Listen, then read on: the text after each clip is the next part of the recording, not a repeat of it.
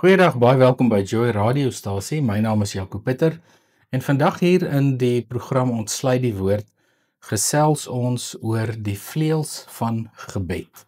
Hoe ons die Here loof en prys en hoe ons in ons woorde, ons aanbidding, in ons liedere, in die getuienis wat ons lewer, goeie dinge praat oor God.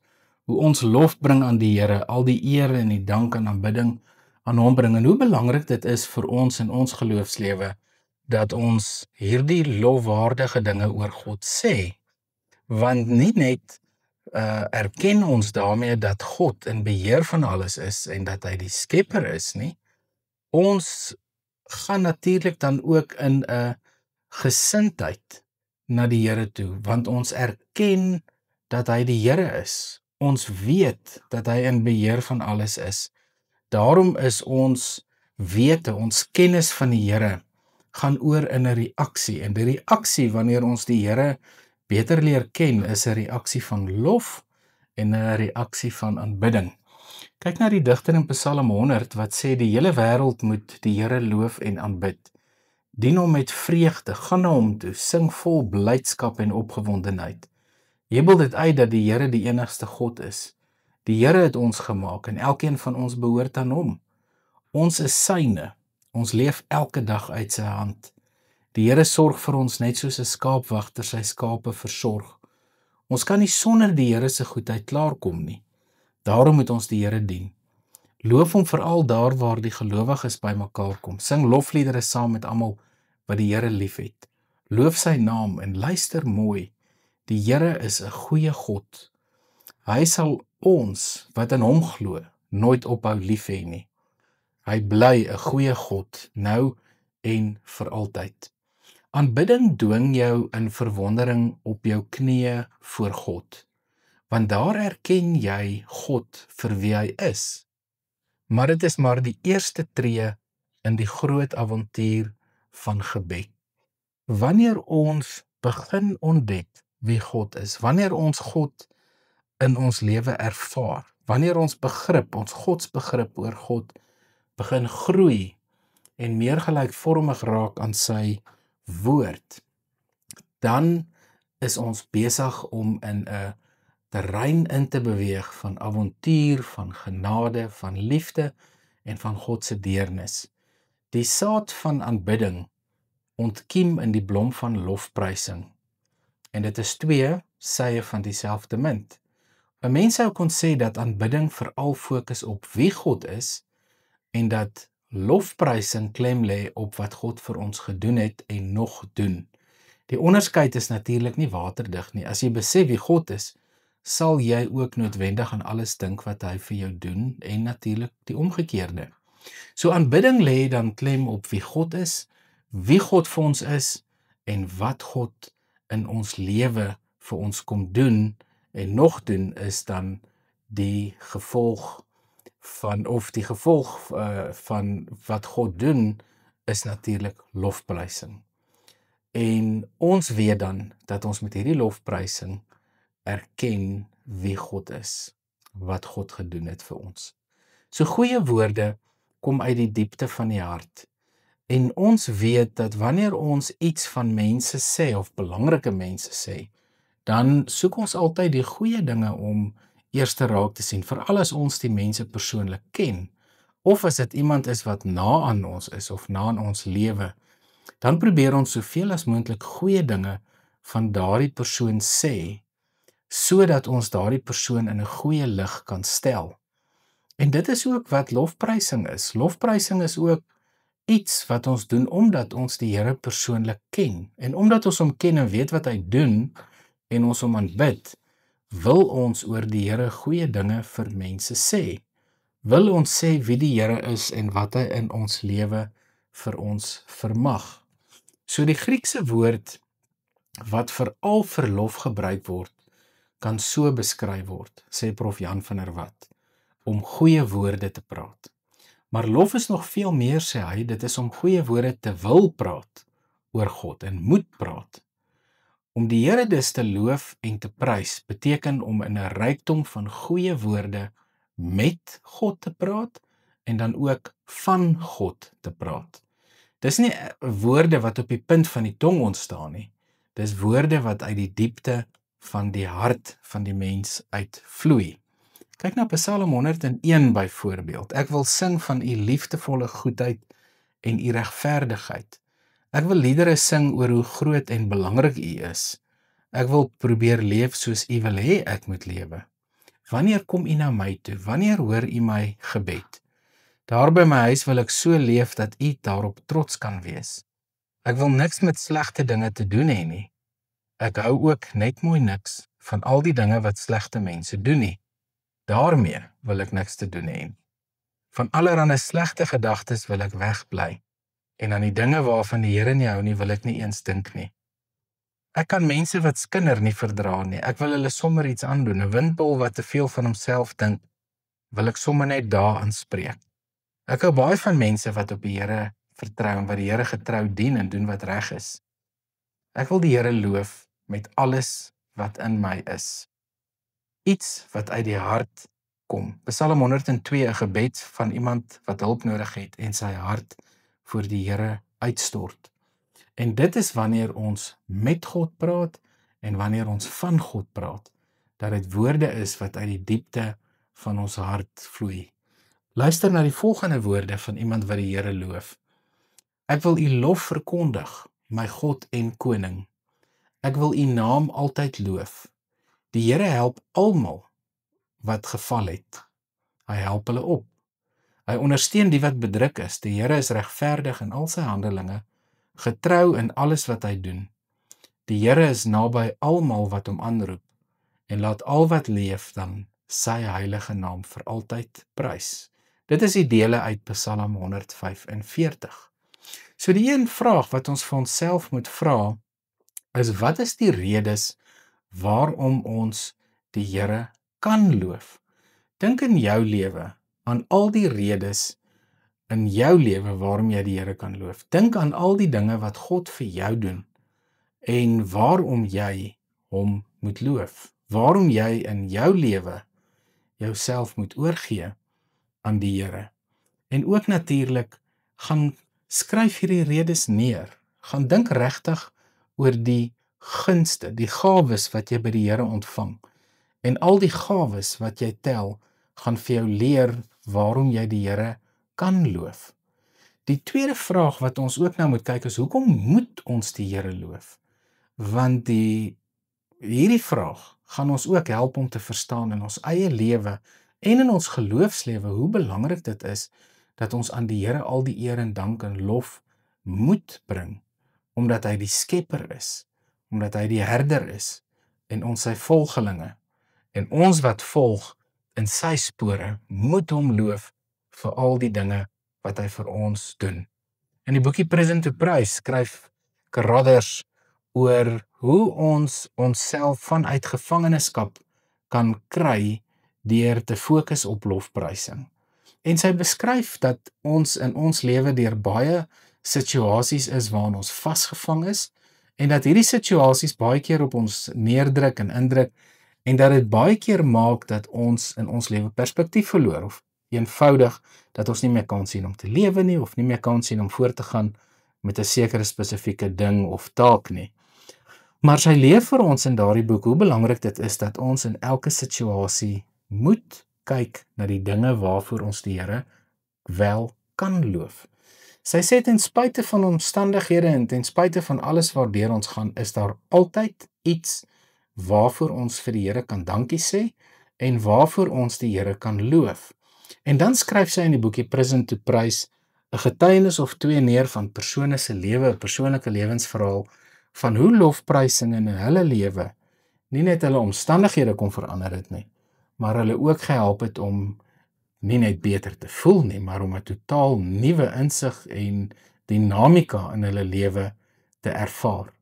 So ons kan die Here dank vir situasies, want sommige situasies leer ons, al hou ons nie van die situasies nie. So ons kan selfs in moeilike omstandighede soms vir die Here dankie sê vir die moeilike omstandighede, hoe snaaks dit ook al klink, want dit is juist deur die moeilike omstandighede wat ons groei en wat ons in ons geloof gevorm word en waar ons karakter ook sterker word. En daarom moet ons dan onthou dat die brandpunt van lofprysing, waarom is dit so belangrik? Ons moet gaan kyk en kom ons vra vir onsself die vraag, wat dink ons doen dit aan God as ons lofprysing in ons gebedslewe inwerk, of wanneer ons hom loof en wanneer ons hom prys, doen dit iets aan die Here?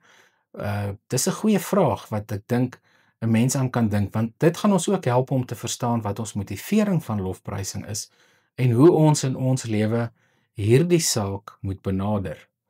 In die tyd van die Bybel was die samelewing in baie duidelike klasse ingedeel. Die meeste mense was maar arm en het baie min mag gehad. En hulle het tot die onderste vlakke van die samelewing behoort. Nou hierdie mense is dikwels onderdruk en uitgebuit deur ryk mense. Daarom was hulle afhanklik van belangrike mense in die samelewing om hulle te help.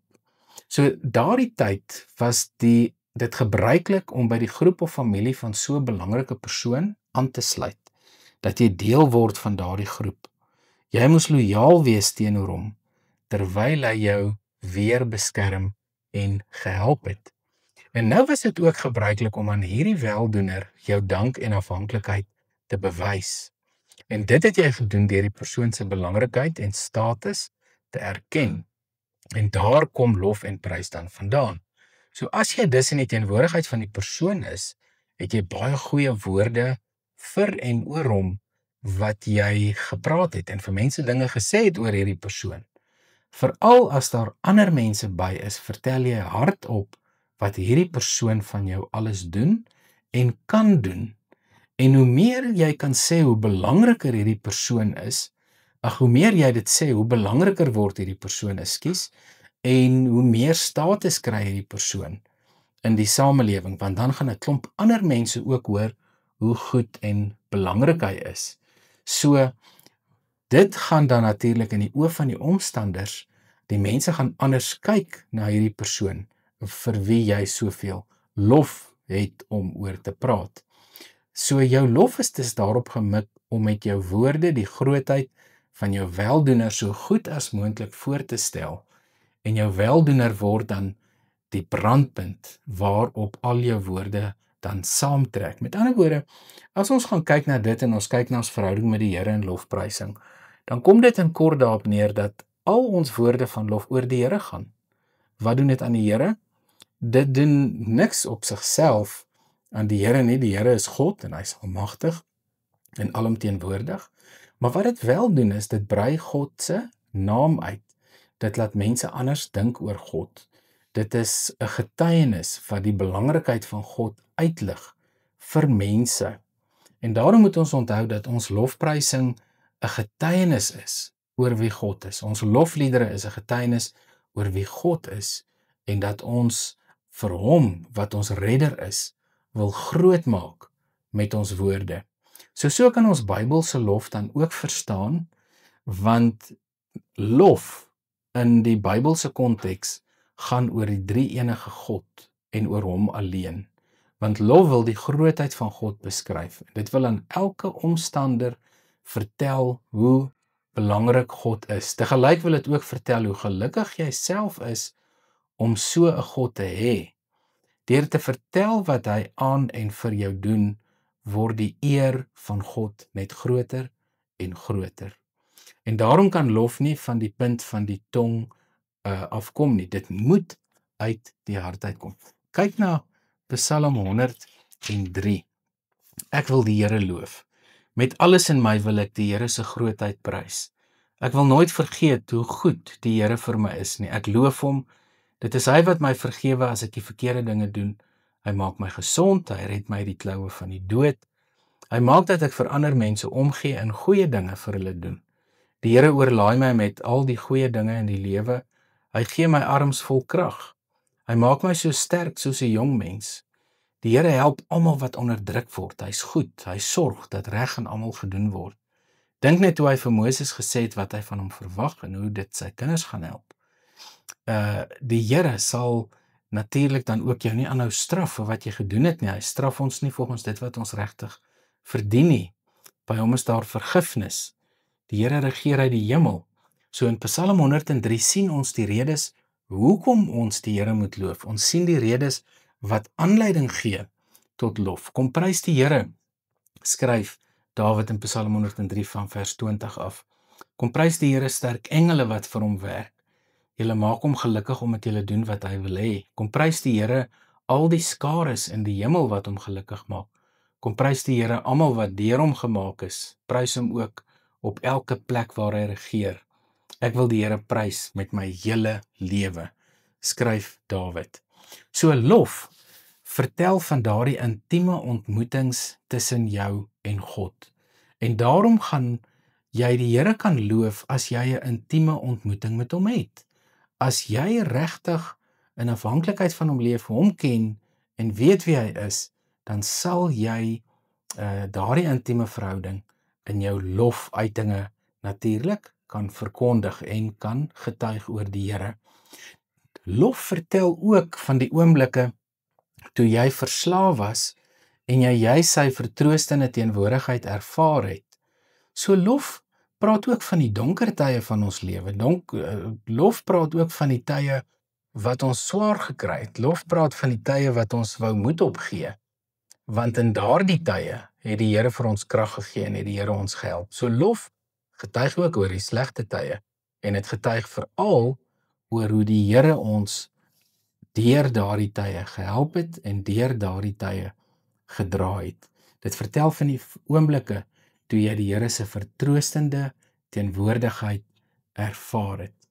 Lof vertel ook natuurlik van die tye toe jy besig was om te sink, maar juist toe God se verlossende hand kon voel. So lof is ook oor die tye waar ons regtig te neergedruk was, regtig in 'n gat was, soos die digter in Psalm 130 skryf. Uit die dieptes roep ek na U Here, kom help my, kom red my. En dan natuurlik in ons lewe ook, in daardie tye wanneer ons God se verlossende hand kon voel wat ons uitgetrek het, dit gee aanleiding dat ons in ons lewe die Here wil loof en prys. Lof vertel ook van die oomblikke van benoudheid, van alleenheid, van vreugde, van vertwyfeling en God wat altyd teenwoordig is, God wat altyd daar is en ons help. En vertel dan natuurlik in ons lof al hierdie dinge, dat die Here ook in daardie moeilike tye by ons was, maar lof vertel ook van Golgotha. Lof vertel ook van Christus wat gesterf het aan die kruis. Lof vertel ook van Jesus wat opgestaan het uit die dood en opgevaar het na die hemel.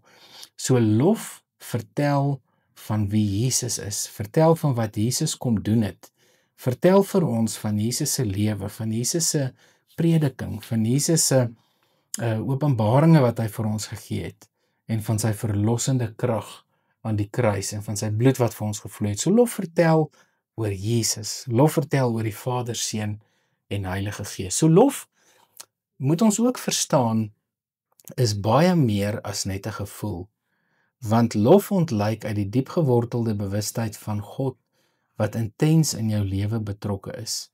Dit is die oortuiging dat God lewe, omdat jy dit in jou lewe kan sien en ervaar. Daarom is lof iets wat uit jou vloei soos 'n fontein wat onuitkeerbaar opbruis. Jy kan dit nie keer nie, omdat wil vertel van God wat jou lewe vasgryp. En juist daarom wil jy loof. Wil jy hierdie God groot maak? Wil jy hierdie God eer en prys? Want God word die brandpunt waarop jy jou woorde van eer en lof uitstort, want alles gaan dan oor die Here. Lof is dus aan die dade van die een wat lof ontvang, soos 'n skoen aan sy sool vas is. So lof kom die Here toe. En wanneer ons God aanbid, dan is lofprysing sinoniem van ons aanbidding. Jy kan maklik sê iemand is sterk, maar as daardie persoon regtig sterk dinge doen, is dit 'n perd van 'n ander kleur. Dan kan jy praat van ondervinding. As hierdie sterk persoon dan nog vir jou sê dat hy hierdie of daardie groot dinge kan gaan doen, kan jy hom glo, want hy kan dit mos doen. Groot dade is dis nie die sool wat die skoen van lof oral saamdra.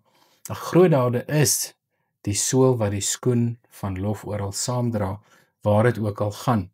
En ons weet, met lof is dit net so, natuurlik kan ons God loof vir wie hy is, Maar dit is as ons na sy dade vir ons kyk, dat die stroom van lof onkeerbaar begin vloei. Daarom verbaas dit nie dat lof in die Bybel gewoonlik met die groot dade van die Here saamgaan nie. Dink aan Psalm 127, wat sê, Here, U het in die verlede ons lot verander. Ons was bly en ons was dankbaar, verander tog weer ons lot ook in die hede. So ons leer hier dat dit gaan oor God se groot dade, God se ingrype in die lewens nie net van 'n individu nie, maar ook van 'n groep. So natuurlik kan ons God loof vir wie hy is. Maar dit is as ons na sy dade vir ons kyk, dat die stroom van lof onkeerbaar begin vloei. Daarom verbaas dit nie dat lof in die Bybel gewoonlik met hierdie groot dade van God saamgaan nie. God gee rede vir ons om hom te loof. Hy maak dit vir ons maklik om hom te loof. En hy doen soveel dinge vir ons in ons lewe. En dit leer vir ons natuurlik dat lof nie iets los kan wees van jou eie lewe nie. Lof is deel van jou lewe, jou ervaring, jou pad, wat jy saam met die Here stap, van jou persoonlike ervaring van die Here, dit wat die Here in jou lewe doen. Want lof wil juis eer bring vir wat God in jou lewe doen, gedoen het en nog steeds doen, en daarom vra lof diep denke van jou oor jou verhouding met die Here. Om dit prakties te stel, as jy regtig die vreugde van lof in jou gebedslewe wil ervaar, moet jy vooraf eers vra waaroor jy God wil loof. Wat het hy vir jou gedoen, sodat jy die lysie van sy groot dade wat eer aan hom bring, kan aanvul? Hy het sy seun vir jou gegee, jou gered, maar nou is hy ook elke dag by jou, hy is besig met jou, hy is goed vir jou, en daarom kan jy hom eer en loof met alles wat in jou is. En dan natuurlik is die vraag ook, hoe kan 'n mens, wanneer dit swaar gaan, die Here loof? Hoe kan 'n mens by 'n oop graf lofsange sing? Want wat gebeur as dit nie regtig met ons goed gaan nie? Moet ek die Here nog loof dan in daai omstandighede? Die vraag is dan eintlik eerder, kan ek hom nog loof in daardie tye? Hoe kan ek by 'n oop graf byvoorbeeld lofsange sing? Hoe kan ek daar by die grens van die lewe waar ek voel of ek gaan afstort, lof sing asof niks besig is om te gebeur nie? Hierdie vraag sou geldig gewees het as die Here nie daar was nie, maar omdat hy daar is, kan die slaaf van die lewe ons nooit verwoestend van koers afslaan nie. Te midde van die pyn en smart, kan en moet jy jou hart in vertroue voor God uitstort. Nooit mag die trane jou oë so vul, dat jy die Here nie meer kan raak sien nie. In jou nood moet jy jou ook na die toekoms uitstrek, waar die trane in vreugde sal verander. Dit het God mos beloof vir elkeen van ons. So omdat God altyd daar is, gaan ons aanhou om hom te loof en prys, en gaan ons aanhou om sy naam groot te maak. Want waar hierdie hoop en lof uitbly, sterf gebed. Met ander woorde, om God te loof, bind jou aan God se toekoms vir jou. Daaruit kan jy leef, soos ons in Habakuk 3 vers 17 tot 19 lees. Al sou die vyeboom nie bot nie, en daar geen druiwe aan die wingerde wees nie. Al sou die olyfoes misluk, en die lande geen oes lewer nie. Al sou daar geen klein vee in die kampe meer wees nie, en die beeskrale sonder beeste wees, nogtans sal ek in die Here jubel, sal ek juig in God my redder. So nogtans sal ek in die Here jubel, sal ek juig in God my redder. En dit is natuurlik vir my en jou ook belangrik. So wanneer dit sleg gaan, moet ons altyd onthou die Here is nog steeds daar, en daarom sal ons nog steeds in alle omstandighede hom loof en prys. Die Here my God gee vir my krag, hy maak my voete soos die van 'n ribbok, en op hoë plekke laat hy my veilig loop. So dink maar op 'n praktiese vlak vandag, wat lof in nood en swaar kry aan jou doen. Veronderstel iets baie slegs het met jou gebeur. Dit voel vir jou of hierdie ding alles in jou stikkend maak, ook jou geloof. As jy dan jou fokus en lof weer wil instel op die brandpunt, wat sien jy? As jy daar in sak en as vir God kan sê, dat jy dankbaar is vir wat hy vir jou gedoen het, of wat hy nog vir jou gaan doen, sal jy skielik agterkom, dat die wêreld nie so donker is nie. Jy sal agterkom dat God se nabyheid en beloftes alles in waarde oortref.